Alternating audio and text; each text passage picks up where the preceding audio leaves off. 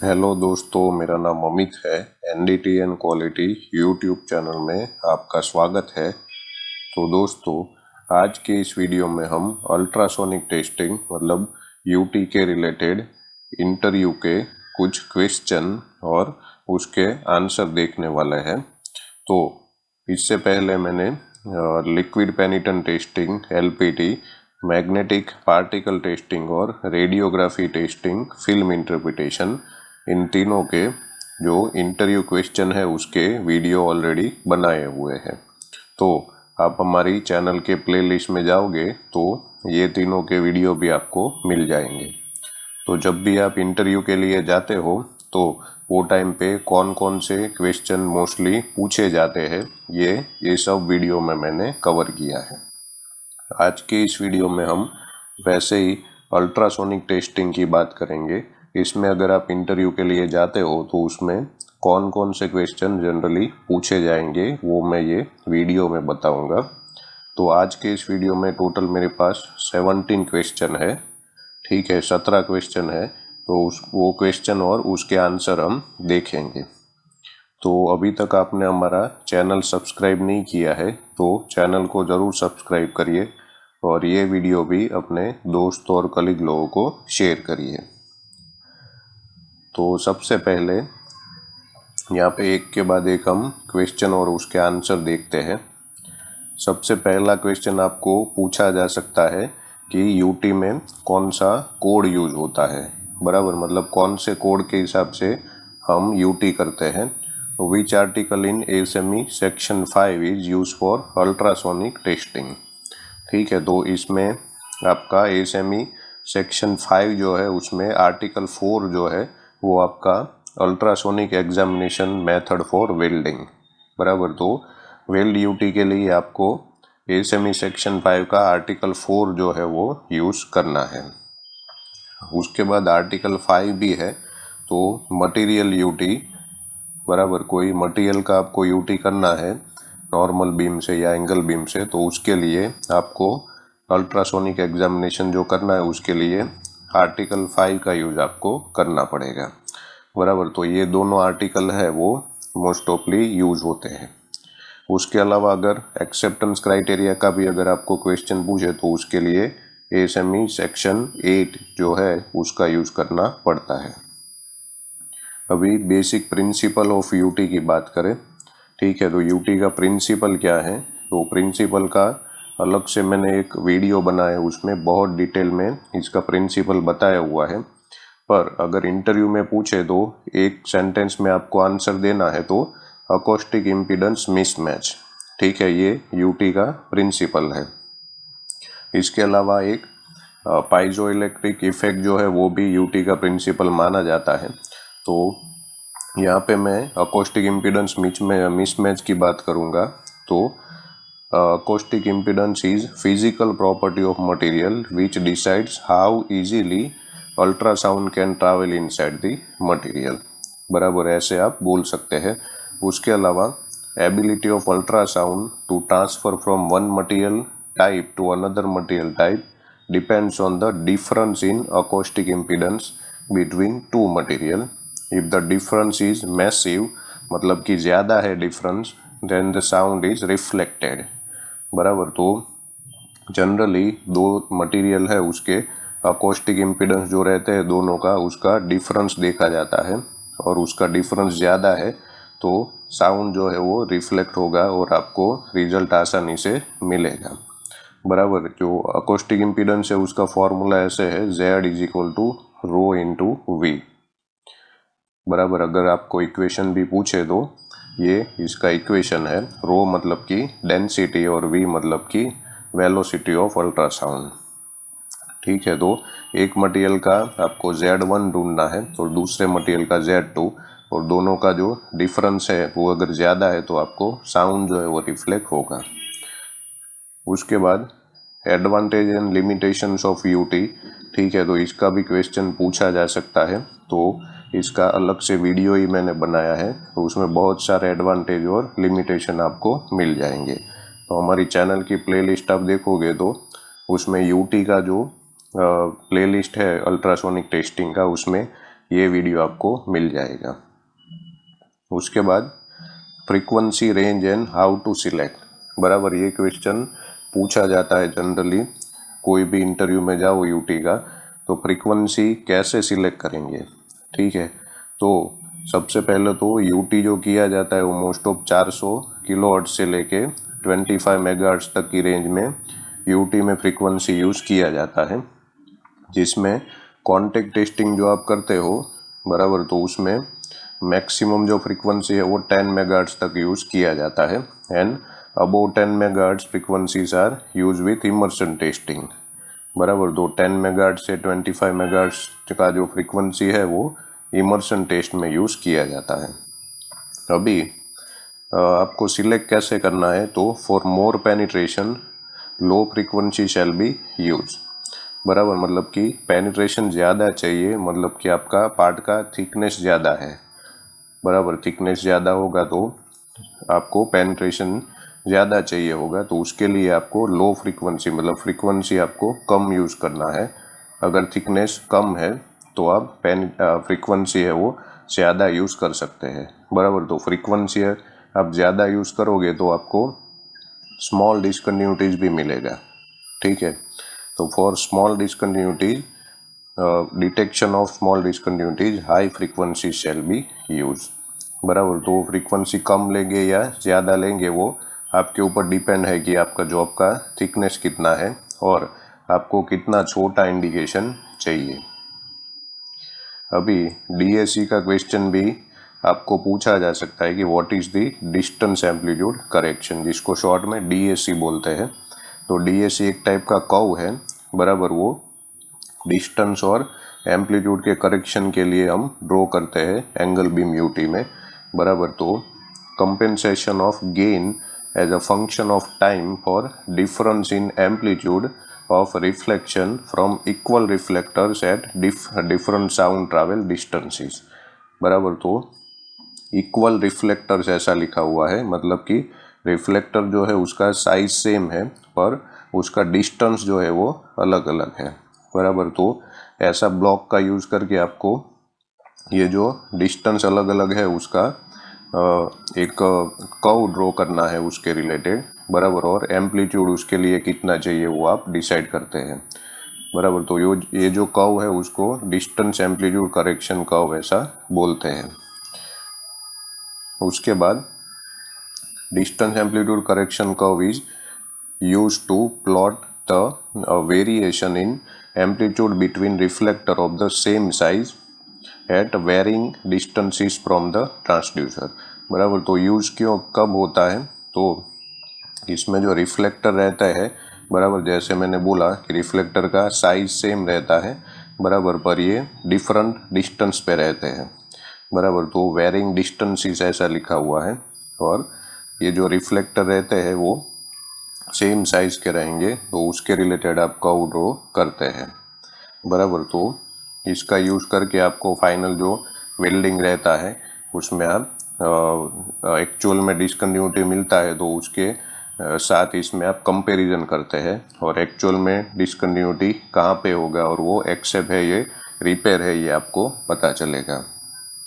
उसके बाद what is velocity, ठीक है, तो वेलोसिटी क्या है, तो वेलोसिटी इज स्पीड, ठीक है, speed of ultrasonic waves in specific material, बराबर। तो स्पेसिफिक मटेरियल में स्पेसिफिक स्पीड होगा, जैसे स्टील की बात करें तो अगर आप लॉन्जिट्यूडिनल वेव यूज़ करते हो तो 5920 मीटर पर सेकंड आपका स्पीड रहेगा। स्टील में ही शेयर वेव यूज़ करते हो एंगल प्रोब तो 3250 मीटर पर सेकंड आपको वेलोसिटी रखना है। उसके बाद what is the minimum size of imperfection that can be detected by ultrasonic waves, बराबर। तो मिनिमम साइज की बात करें तो λ/2 ये आपको हमेशा याद रखना है, बराबर। तो in ultrasonic flaw detection the generally accepted lower limit of detection for a small flaw is 1/2 wavelength, बराबर। जो आपका वेवलेंथ है उसका हाफ करना है, उतना डिसकंटिन्यूटी आपको जनरली मिलता है। तो आपके पास कोई भी प्रोब है, जैसे आप 2 मेगाहर्ट्ज के प्रोब से यूटी करते हैं, बराबर, तो जैसे लैम्बडा आपको ढूंढना है तो lambda is equal to V by F, ऐसे करके आपको लैम्बडा मिलेगा, बराबर। तो वेलोसिटी जो आपका जो भी है एंगल प्रोब या नॉर्मल प्रोब के लिए वो आपको रखना है, और फ्रीक्वेंसी 2 मेगाहर्ट्ज, बराबर। तो आपको जो लैम्बडा मिलता है उसका डिवाइड बाय 2 करना है, तो जो वैल्यू मिले उतना वैल्यू वो प्रोब के लिए लोअर लिमिट है, बराबर। लोअर लिमिट मतलब कि उससे कम साइज का डिस्कन्टिन्यूटी होगा तो वो प्रोब से नहीं मिलेगा, बराबर। तो मिनिमम साइज क्या होगा कोई भी प्रोब के लिए, आपका लैम्बडा बाई 2 है, वो मिनिमम साइज का डिस्कन्टिन्यूटी उतना मिलता है। उसके बाद इनिशियल पल्स का क्वेश्चन पूछ सकते हैं कि what is initial pulse in ultrasonic testing.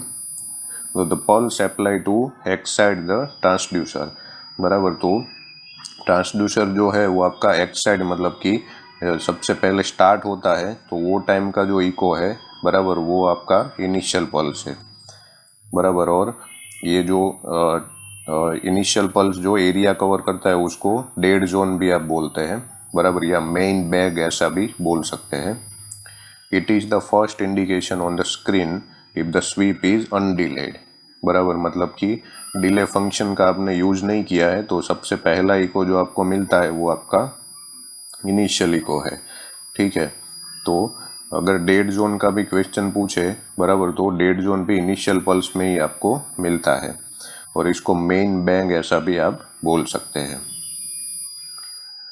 Explain about temperature correction factor, बराबर। तो ये क्वेश्चन है मोस्ट ऑफली आपको अल्ट्रासोनिक थिकनेस मेजरमेंट मतलब कि यूटीएम का आप इंटरव्यू देने जाते हैं, बराबर, तो वो टाइम पे पूछते हैं, बराबर। डीटीएम मतलब कि थिकनेस लेने का काम करना है, बराबर, टेक्नीशियन का, तो वो टाइम पे ये क्वेश्चन पूछा जाता है।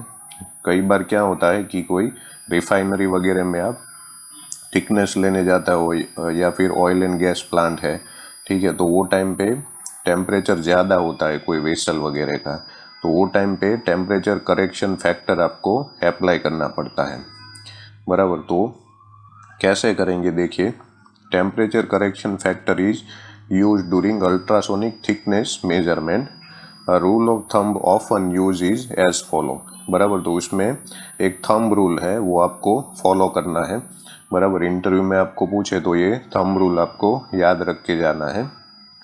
The apparent thickness reading obtained from steel wall having elevated temperature is high मतलब कि too thick by a factor of about 1% पर 55 डिग्री सेंटीग्रेड, बराबर। तो दो चीज़ है देखिए, 1% एंड 55 डिग्री सेंटीग्रेड, मतलब कि 55 डिग्री सेंटीग्रेड का डिफरेंस है, तो उसके लिए आपको 1% फैक्टर जो है वो लगाना है, बराबर।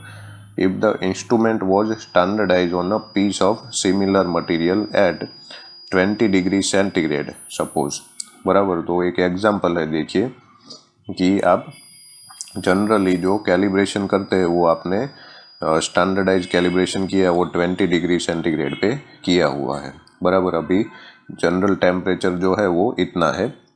And if the reading was obtain with a surface temperature of 460 degree centigrade the apparent reading should be reduced by 8%, बराबर। तो सपोज आपने जो कैलिब्रेशन वगैरह सब किया है, बराबर, वो नॉर्मल टेम्परेचर पे किया है, वो कितना है 20 डिग्री सेंटीग्रेड, बराबर। और जहाँ पे आपको थिकनेस मेजरमेंट लेना है वहाँ पे कितना टेम्परेचर है 460 डिग्री सेंटीग्रेड, बराबर। तो इसमें इन दोनों का डिफरेंस आपको निकालना है, बराबर। तो डिफरेंस आप निकालोगे तो कितना मिलेगा, ये 460 डिवाइड इन -20 करना है, बराबर। 460 ये -20 मतलब ये, बराबर। तो आपको आंसर कितना मिलेगा इसमें देखिए 440 आंसर मिलेगा, बराबर। और 440 जो आपको आंसर मिलता है उसका डिवाइड बाय ये 55% सेंटीग्रेड जो है ये डिवाइड करना है आपको, तो 450 डिवाइड बाय 55 आप करोगे तो आपको जो आंसर मिलता है वो 8 मिलता है, बराबर। तो आपको रीडिंग जो है वो 8% रिड्यूस करना है, बराबर। समझ लीजिएगा, रीडिंग जो आपको एक्चुअल जहाँ पे 460 डिग्री सेंटीग्रेड वाला जो आपका पार्ट है बराबर। जो आप वहाँ पे आपको जो थिकनेस का रीडिंग मिलता है उसको 8% रिड्यूस करना है, बराबर। सपोज वहाँ पे 100 mm थिकनेस आपको मिलता है तो एक्चुअल थिकनेस कितना होगा आपका 92 mm, बराबर। तो ऐसे करके आपको ये टेम्परेचर करेक्शन फैक्टर यूज करना है, बराबर। तो ये टाइप के क्वेश्चन भी आपको पूछ सकते हैं। उसके बाद how to do calibration of shear wave explain, बराबर। तो शीयर वेव मतलब कि एंगल प्रोब का आप यूज करके कैसे कैलिब्रेशन करेंगे, तो उसके लिए आपको IIW V1 या V2 ब्लॉक का यूज करना है। और उसके अलावा जो आप V1 या V2 ब्लॉक का यूज करें तो उसमें रेडियस जो है फर्स्ट रेडियस उसका इको जो है वो सेट करना है CRT स्क्रीन पे, बराबर। V2 ब्लॉक यूज करें तो 12.5 mm का रेडियस होगा, ठीक है। और V1 ब्लॉक यूज करें तो 25 mm का रेडियस होगा। तो रेडियस के इको को आपको सेट करना है, उसके बाद इंडेक्स पॉइंट ढूंढना है और उसके बाद ट्रू एंगल ढूंढना है, बराबर। तो ये पूरा कैलिब्रेशन का प्रोसेस है। उसके बाद आप DSC वगैरह सब ड्रॉ करते हो और फाइनल वेल ड्यूटी करते हो, बराबर। तो इसमें आपको अंदर दूसरे क्वेश्चन भी पूछे जा सकते हैं। उसके बाद what is 6 dB drop technique, बराबर। तो 6 dB ड्रॉप टेक्निक मतलब कि ये टेक्निक है आपको कब यूज करना है ये पूछ रहे हैं। तो इसमें the 6 dB technique use the reduction in the signal amplitude from the flaw as the probe passes over the edge of the flaw as an indicator of the flaw dimension, बराबर। तो ये टेक्निक है most ऑफली आपका flow dimension के लिए use होता है, बराबर। आपका जो इंडिकेशन डिस्कन्टिन्यूटी आपको मिल रहा है उसके डायमेंशन ढूंढने के लिए ये 6 dB ड्रॉप टेक्निक यूज किया जाता है। इसमें आपका जो सिग्नल है उसका रिडक्शन कितना होता है उसके बेसिस पे आप फ्लो का डायमेंशन ढूंढते हो, बराबर। तो इसमें क्या किया जाता है, probe is swap from left to right, बराबर। प्रोब में सबसे पहले आपको मैक्सिमम इंडिकेशन ढूंढना है कहाँ से आ रहा है, उसके बाद लेफ्ट और राइट आपको प्रोब ले जाना है। When the edge of the beam encounters the indication a signal appear on the A scan, बराबर। तो जब भी इंडिकेशन मिलता है तो उसका सिग्नल मिलेगा ए स्कैन CRT स्क्रीन पे। And the beam is completely over the indication, the echo is its maximum amplitude, बराबर। तो जब आपको मैक्सिमम एम्पलीट्यूड कब मिलेगा, जब आपका बीम जो है वो इंडिकेशन के ऊपर कम्प्लीटली फोकस होगा। और उसके बाद आपको लेफ्ट राइट ले जाके जो इंडिकेशन जो है वो हाफ कब होता है, बराबर, वो ढूंढना है, ठीक है। तो हाफ कब होता है वो आप ढूंढोगे तो आपको इंडिकेशन का लेंथ मिल जाएगा, बराबर। उसके बाद what is sensitivity and resolution in ultrasonic testing. तो sensitivity and resolution are two terms that are often used in ultrasonic inspection to describe techniques, ability and locate flows, बराबर। तो ये जो टर्म है वो क्या है देख लेते हैं। तो sensitivity is the ability to locate small discontinuities, बराबर। तो छोटे से छोटा इंडिकेशन आपको मिलता है तो आपका सेंसिटिविटी बढ़िया है। Sensitivity generally increases with higher frequencies, बराबर। जैसे मैंने आगे बताया कि फ्रीक्वेंसी आपका ज़्यादा है तो आप छोटे से छोटा इंडिकेशन भी ढूंढ सकते हैं, तो सेंसिटिविटी आपका अच्छा है। Resolution is the ability of system to separate different flaws, resolution increases with decreasing frequency, बराबर। तो रिजोल्यूशन का मैंने अभी लेटेस्ट में ही एक वीडियो बनाया है जिसमें मैंने दो टेक्निक बताया था कि रिजोल्यूशन दो तरीके से कैसे फाइंड आउट करते हैं, बराबर। तो दो फ्लो है मतलब कि दो डिसकन्टिन्यूटी है पास पास में, तो उसको सेपरेट कर सकता है कि नहीं मशीन, बराबर। तो ये रिजोल्यूशन बोला जाता है। तो आपका प्रोब का फ्रीक्वेंसी अगर डिक्रीज होगा तो रिजोल्यूशन इंक्रीज होगा, बराबर, ये याद रखना है। तो रिजोल्यूशन के लिए मैंने वीडियो बनाया है ऑलरेडी, तो वो भी आप देख लीजिएगा अगर इंटरव्यू में आपको रिजोल्यूशन कैसे चेक करते हैं V1 ब्लॉक से, ठीक है। तो मैंने ये टेक्निक V1 ब्लॉक वाला वो वीडियो में बताया हुआ है, तो वो वीडियो भी आपको यूटी के प्लेलिस्ट में मिल जाएगा। उसके बाद near field in ultrasonic testing, ठीक है। तो near field is the region close to the transducer where the sound pressure goes through a series of maximum and minimums and the end at the last on axis maximum at a distance n from the face, बराबर। तो ये जो distance n है इसका formula मैंने यहाँ पे बताया हुआ है। तो ये जो एरिया रहता है नियर फील्ड वो क्या है कि आपका ट्रांसड्यूसर जो है उसके नज़दीक का एरिया, बराबर। तो वहाँ पे प्रोब और आपका जॉब है, तो ट्रांसड्यूसर के आपका प्रोब जो है उसके नज़दीक का एरिया है, वहाँ पे प्रेशर जो रहता है वेव का प्रेशर वो मिनिमम मैक्सिमम होता रहता है, बराबर। और आपका एक्सिस जो रहता है वहाँ पे एन डिस्टेंस जो है वहाँ तक ये इफेक्ट रहता है, बराबर। तो एन डिस्टेंस जो है उसको नियर फील्ड बोलते हैं।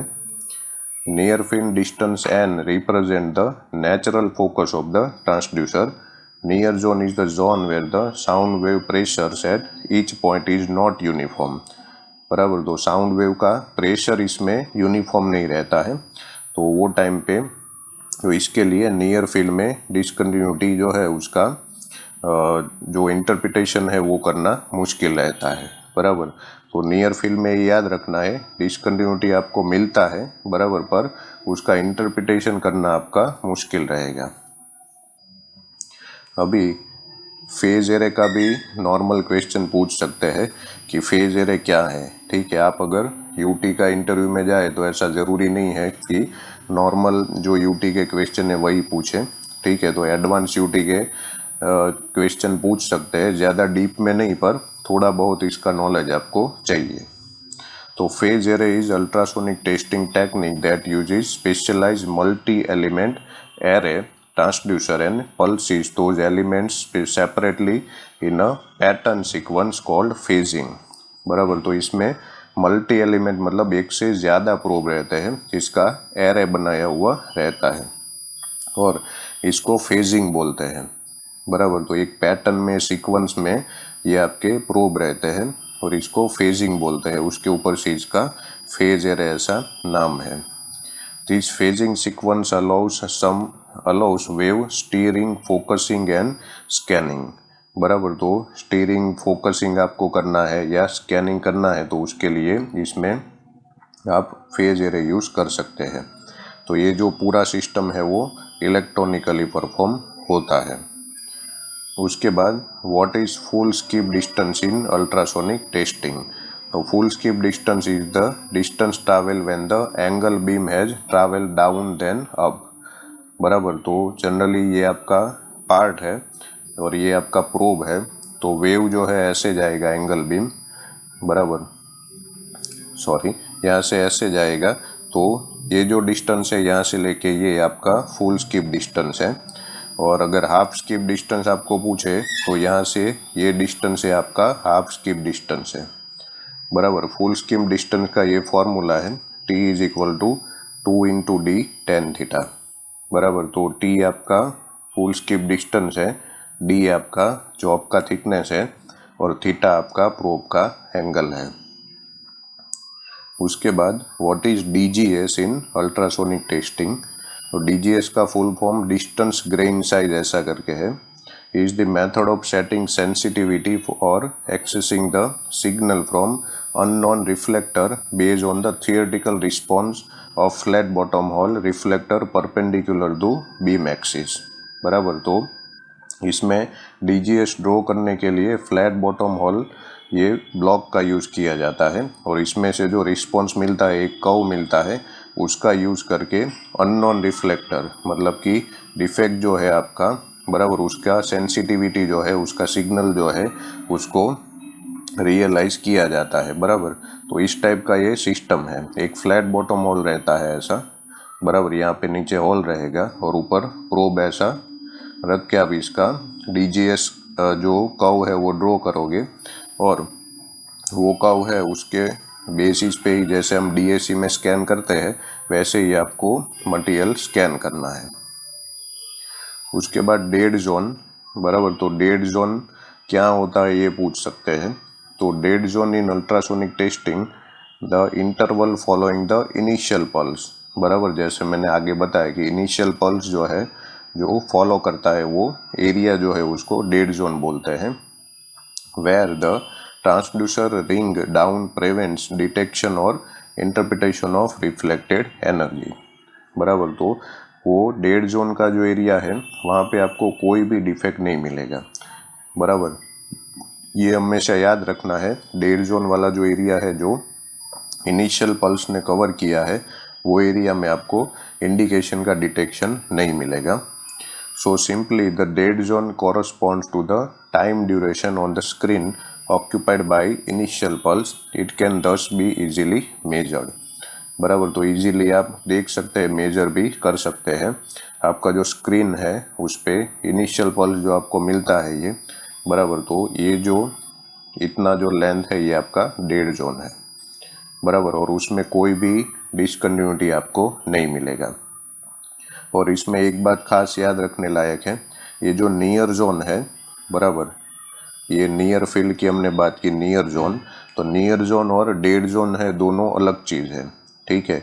नियर जोन में आपको डिसकंटिन्यूटी मिलता है पर उसका इंटरप्रिटेशन इवेल्युएशन आप नहीं कर सकते, बराबर, क्योंकि इसमें जो प्रेशर रहता है, बराबर, मतलब एम्पलीट्यूड का वो मिनिमम मैक्सिमम होता रहता है, मतलब कि एक्चुअल आपको डिसकंटिन्यूटी का साइजिंग आप नहीं कर सकते, बराबर। तो नियर फील्ड में डिटेक्शन हो जाएगा, मतलब इंडिकेशन मिल जाएगा, पर साइजिंग नहीं हो पाएगा।